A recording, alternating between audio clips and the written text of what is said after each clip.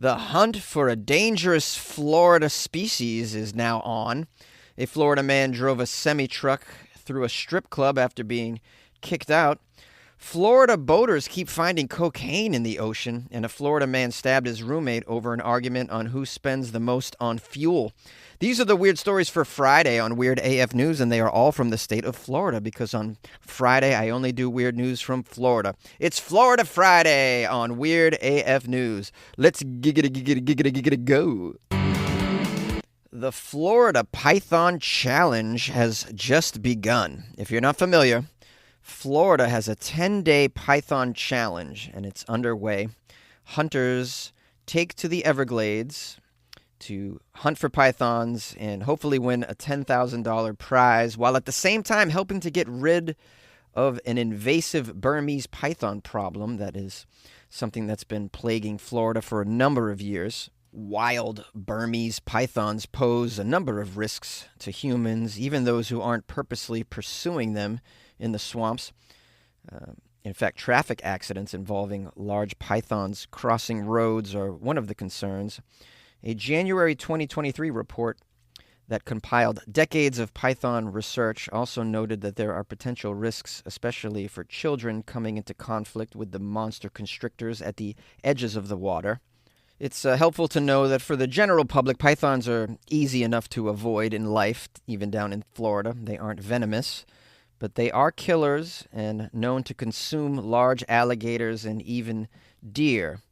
The Burmese python joins many other species in Florida, some native, like the alligator, some invasive, like the python. These pose some risks to humans. They can even kill you, as you know. I've covered many stories of this.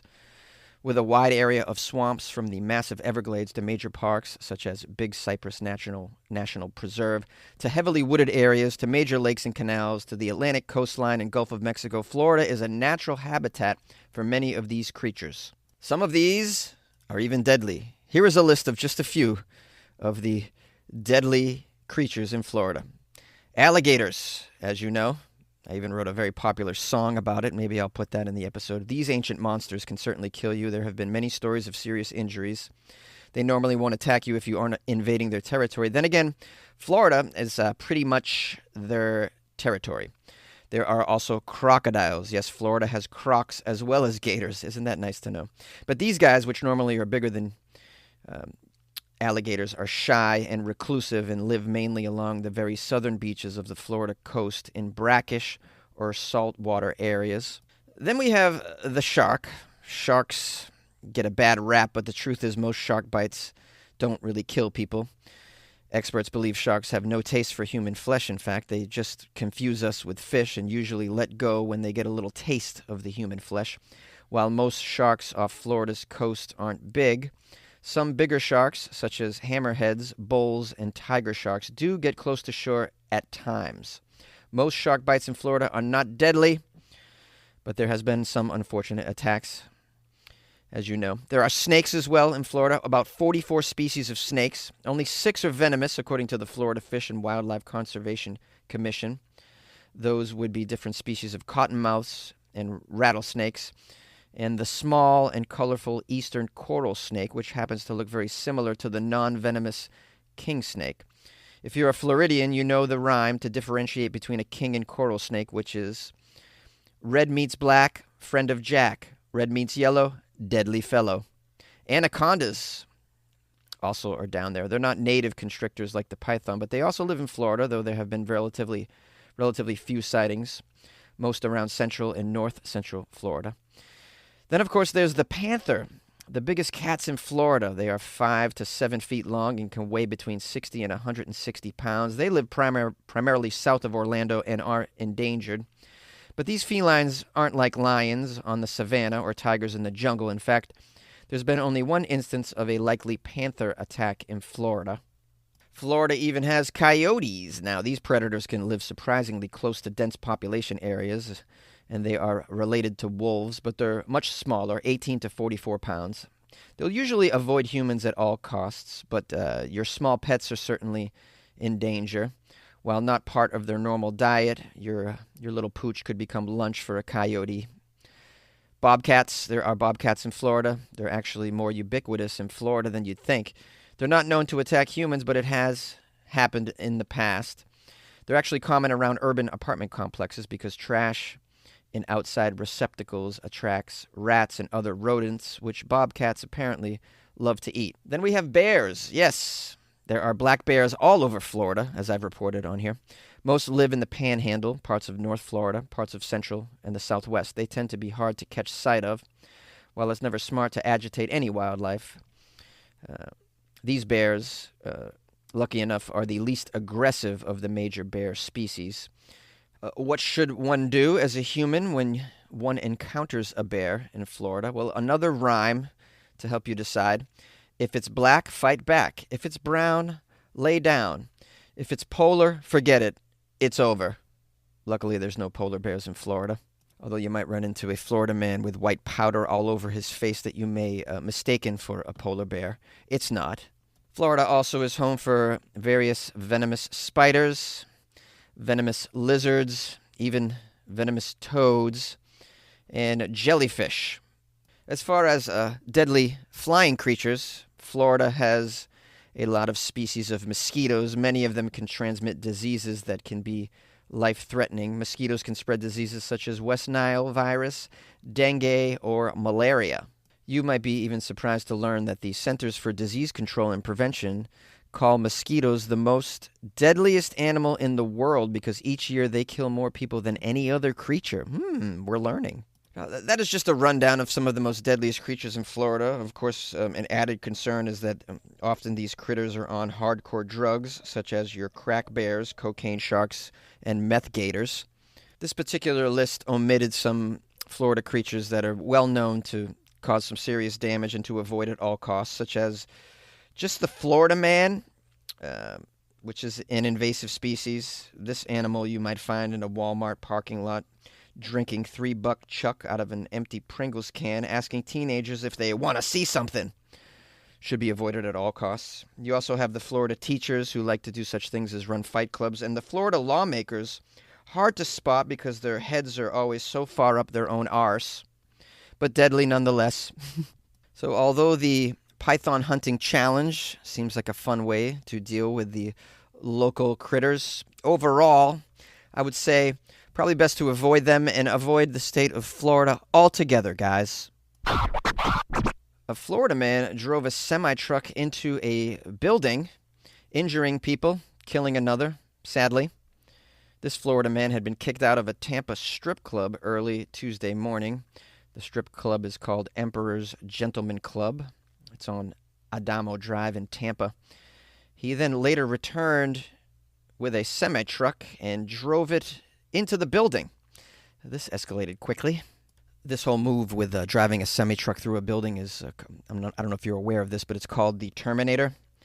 So I'm wondering if he told the bouncer that he'd be back. I'll be back. Guys, that's the famous line. I'll be back, and then he's back with the semi-truck. Yeah, let's unpack this. The Tampa police responded to a call at 4:20 a.m. about a crash involving a truck and at least one pedestrian. This was at the strip club. Officers found that a semi-truck crashed into the front area of the building that leads to the entrance. Witnesses told the police that the semi-truck driver had just been kicked out of the strip club and returned in the truck and drove into a group of people standing at the entrance? Maniac. What do you drive through the people for, man? I mean, I'm not saying it's okay to drive through the building either, but yeah. One man was killed, unfortunately. 2 other men were injured but are expected to survive, thankfully. The semi-truck driver was taken into custody and is hospitalized in critical but stable condition. Police have not released his name or the criminal charges that he's facing. They interviewed the chief of police in Tampa, Chief Lee Burkaw, who said, quote, "This is an unbelievably tragic and completely avoidable incident." Avoidable? How is that avoidable? I mean, I hate to tell you, but you can't avoid insanity. So sorry. I mean, you could have avoided this if it was a floating strip club in the sea, or if it was a hovering strip club in the air. Even then, I don't know. Hardly anything stops a Florida man that's out of his mind. So really not avoidable. Yeah, maybe avoidable if you just put a third of all Florida men in cages where they belong, but that's costly. I would vote for it, though. I don't have a vote, but I would vote for that. In fact, if we were to pitch such a thing to Florida lawmakers, I think we could use my podcast as Exhibit A as to why so many Florida men need to be in cages. Case closed.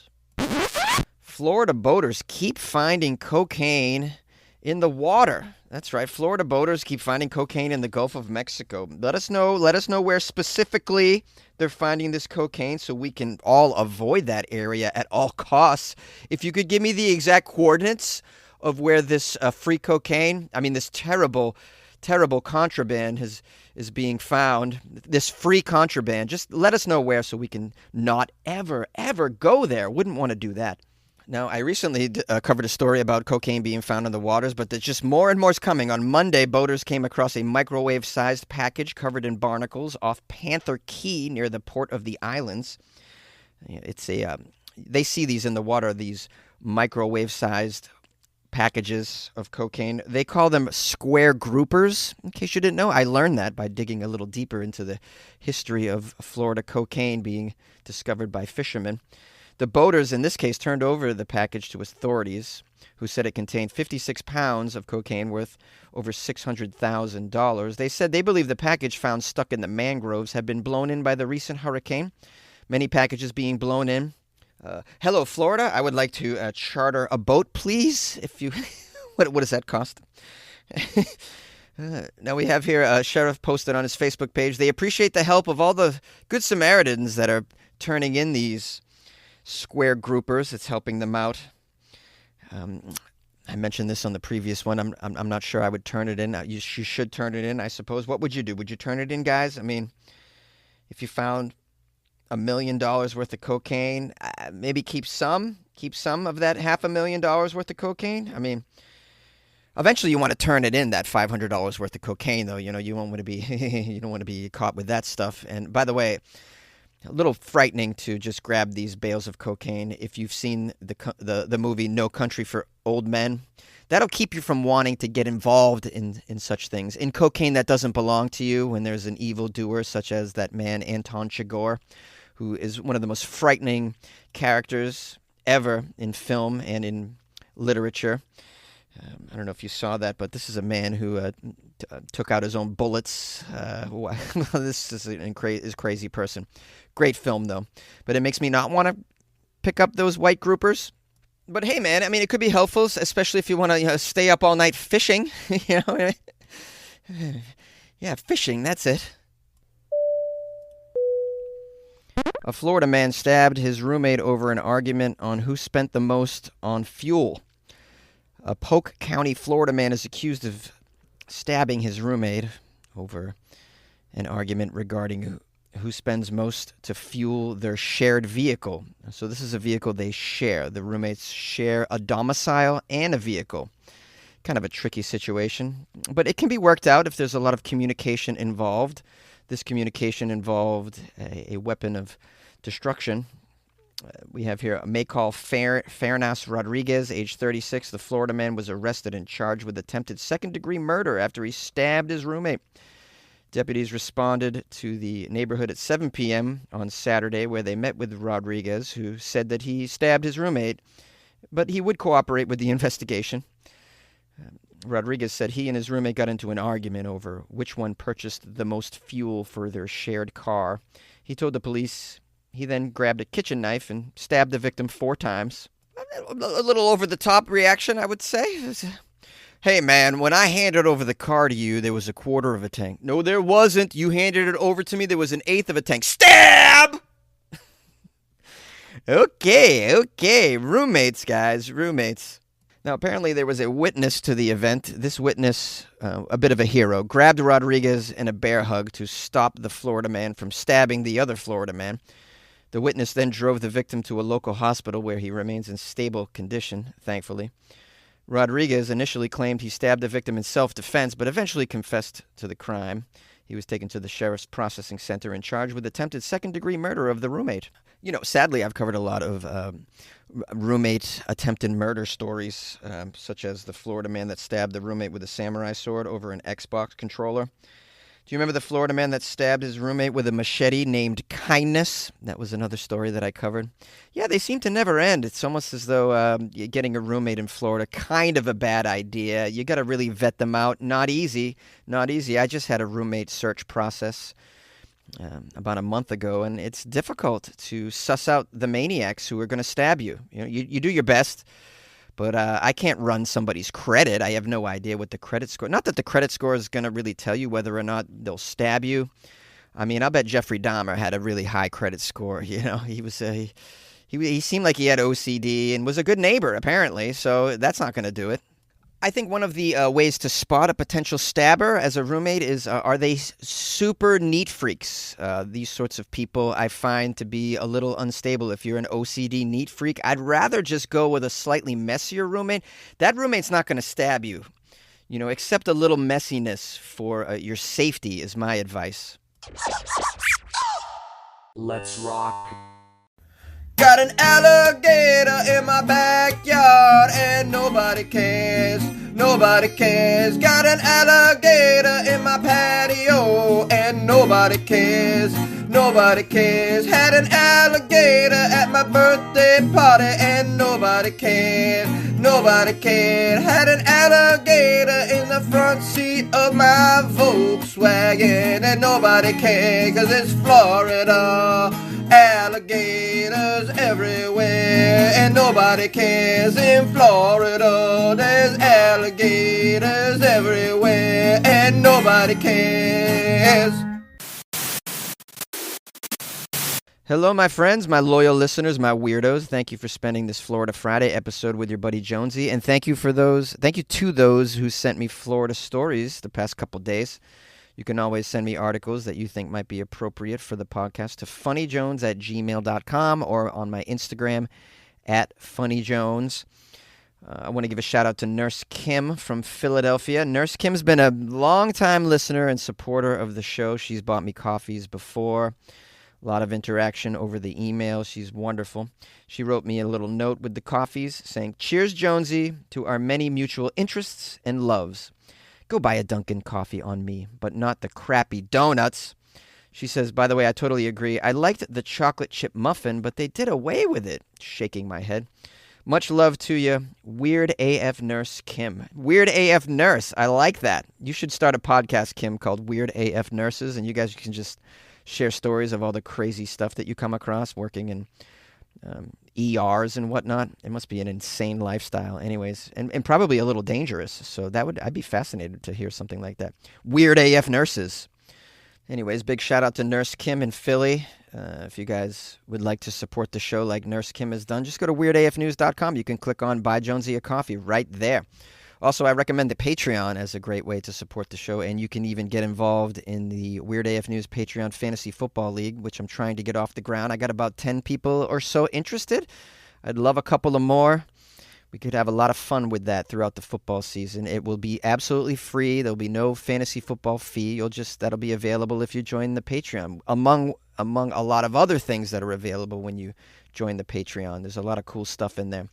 So, yeah, consider joining the Weird AF News Patreon Football League. I'll offer some prizes if you can beat me at fantasy football. I'd love to see you try. I hope you're having a great weekend, or you had one, or you're going to have one. If you happen to be in Southern California, I got a show tonight, Friday, 7:30 at the Long Beach Laugh Factory. Just email me, funnyjones@gmail.com if you'd like to go. I can put you on the guest list. Bring a friend or two. Bring your Grammy. It's all good. That's a great place to see a show, and a lot of my friends are on the show tonight, so that's going to be an amazing, amazing show. Trust me on that one.